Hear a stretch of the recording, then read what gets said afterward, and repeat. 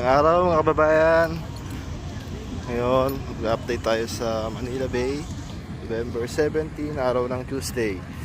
So ayan, kung makikita nyo, naglilinis ang ating DPS Team Mandaragat ngayong araw. Lahat ng basura, sulok-sulok ng bato tinatanggal nila.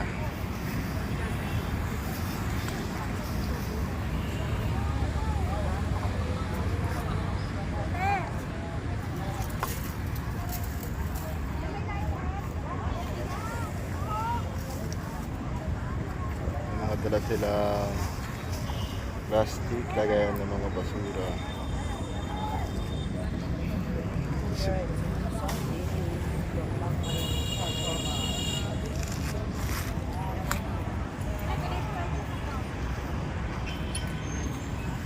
Halos ilan din sila naglilinis dito. Ayan, yung mga bangka. Nandito tayo malapit sa MYC. Sa makikita niyo yung puyat.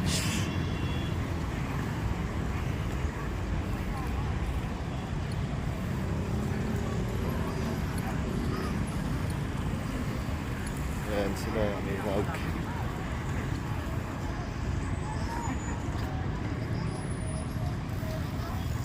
Tulong-tulong sila na linisin ang ating Manila Bay. Alis lahat ng basura. Mas meron dito ang cute aso. Halos sanay sa tubig.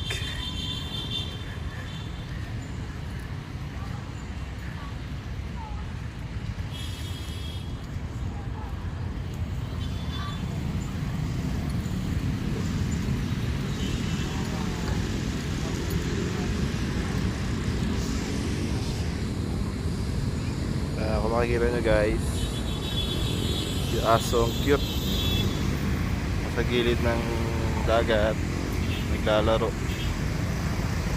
nag-aala siya ng amo niya. Mas meron ditong hindi siya DPS pero naglilinis siya kasama yung amo niya, para siyang nagbo-volunteer na maglinis dito sa Manila Bay. Dalawa sila, ewan ko mag-asawa o magkapatid sila.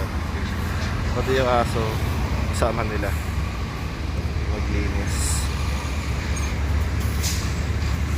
For sure volunteer lang yung na naglilinis dito. Ang galing nila.